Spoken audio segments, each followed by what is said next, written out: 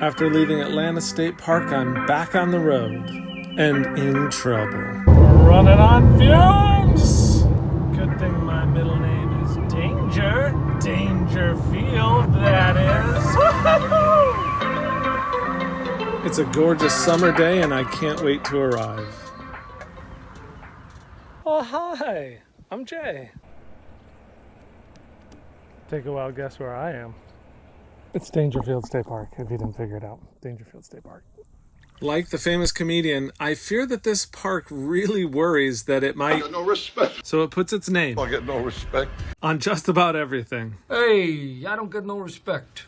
Far from being a distraction, I think that's actually one of the more quaint things about what I consider to be maybe one of the best state parks in Texas. I know, that's a bold claim, but I loved my time in Daingerfield. That looks good enough to have a rest.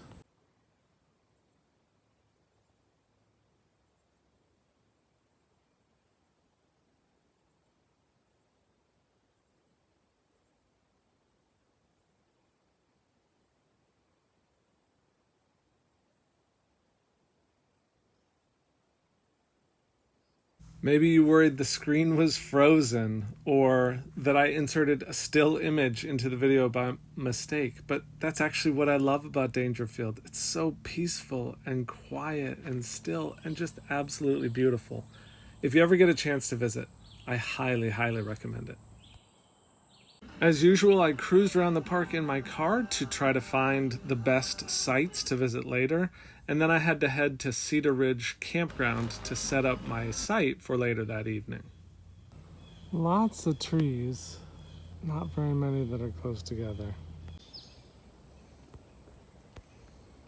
Easy enough. Now I think I'll do some research on my next painting.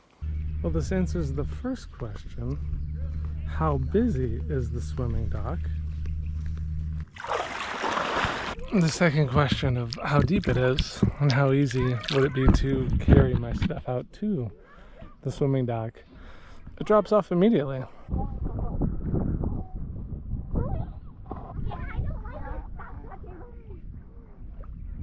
So I saw a sign on the swimming dock and I thought, that's probably that Rustling Leaves Trail. I'll swim over. I don't know if this is an island or a peninsula. Just wanted to enjoy the day. Take a look. Wouldn't you know it?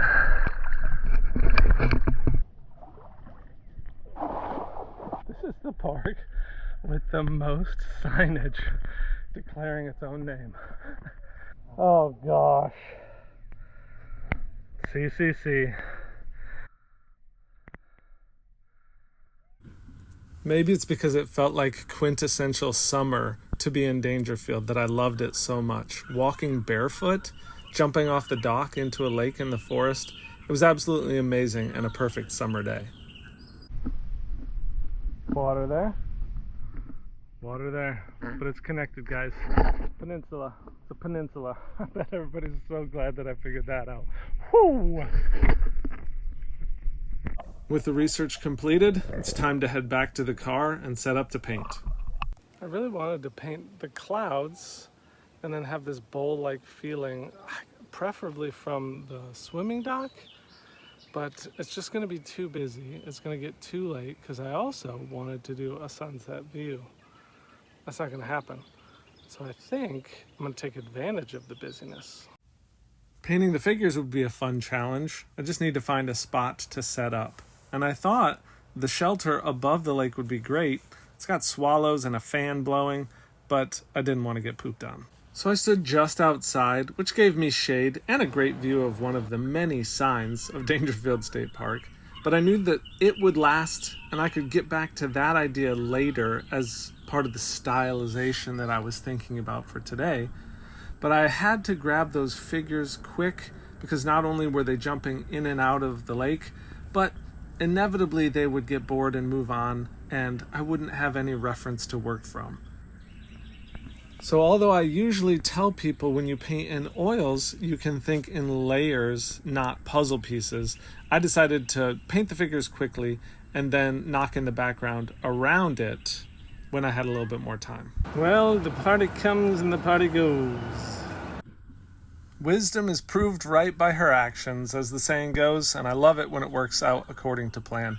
Now, it may look like I'm going way too dark behind the figures, but not only does that set them up with great contrast and draw a lot of attention to them, that's really how it appears, even though as you look to the side of the drawing board, watching the figures jump in and out, it appears that the reflection is really light around them. That's a slightly different vantage point than what I was seeing as I was painting. Getting near the end, but a couple of things in the water in the front that would be fun.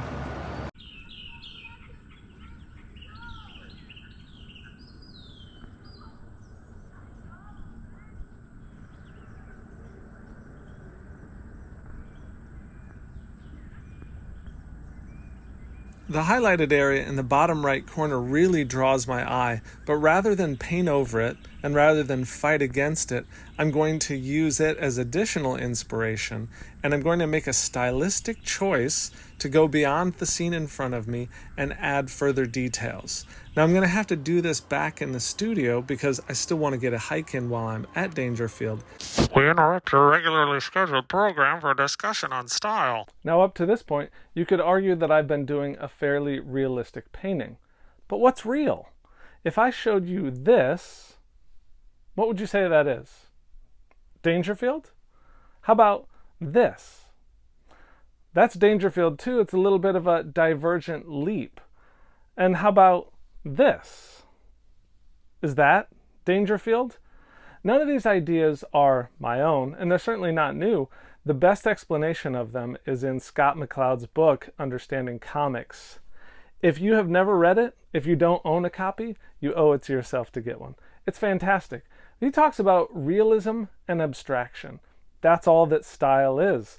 Anytime you move away from reality, even if it's a photograph, you're moving into abstraction.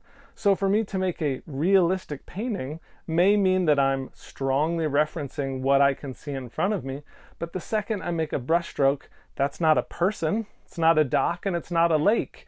Now, it may not be the words for those things spelled out, but it is some form of abstraction. So all I'm doing is taking the abstraction a step further and including the visual and the word in the same image to make an abstract stylistic painting. Make sense? So I mix up some steps of yellow.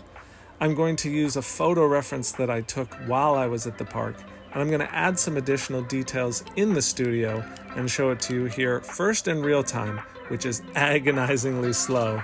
And then I'm going to speed it up so that you can see it develop a little bit more quickly and not get too terribly bored at the painstaking process.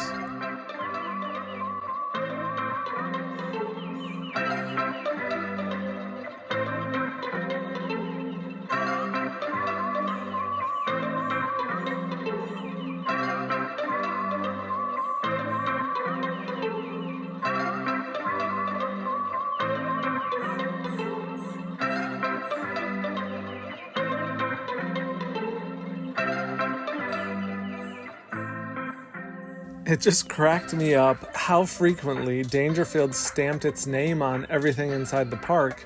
So I thought, what could be more fitting than doing the same thing to my painting? It makes it almost like a comic book where words, text, are included alongside pictures and imagery.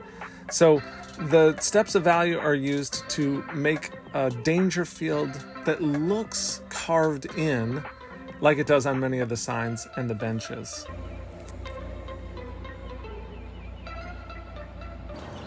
Boy, it has been a full day, but I'm still going to try to hike around the whole lake before sunset.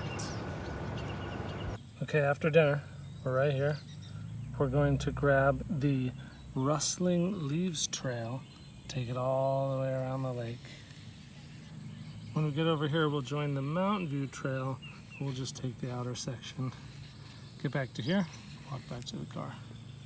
Should be a little under 3.6 miles. There's no way Strava is going to make it through this hike because my phone's going to die. Probably. But let's hit the trail. Enjoy the evening.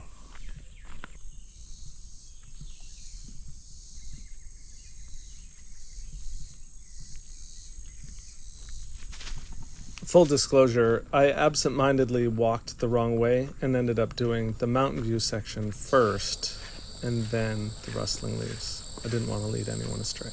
The Mountain View is a little bit of an uphill. Love that light filtering in. Well, looky here.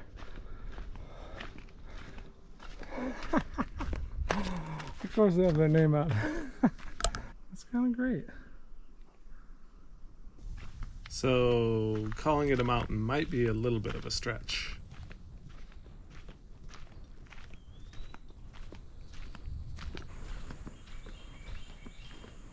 Seems like every creek gets dammed up to become a lake and a Texas state park. But I'm not complaining.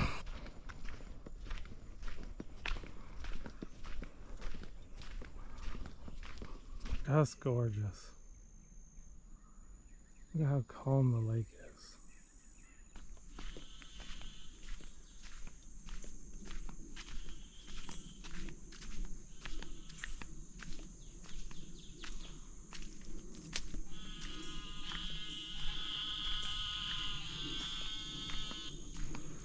I think that they're frogs, but they're sure trying to be sheep. And this is where I was earlier. We were on the CCC picnic area trail. I love you so much, CCC. I just love the color so much. Oh, it makes my heart ache.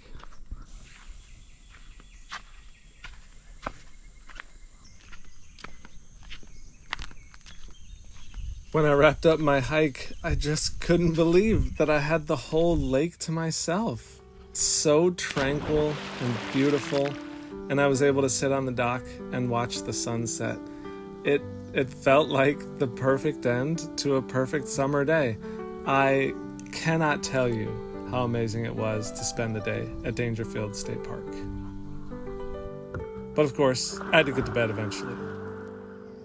The sun is rising over the lake. I'm not sneaking out under cover of darkness. I just couldn't sleep anymore. Park number 18, in the books. Let's go to Lake Bob Sandlin.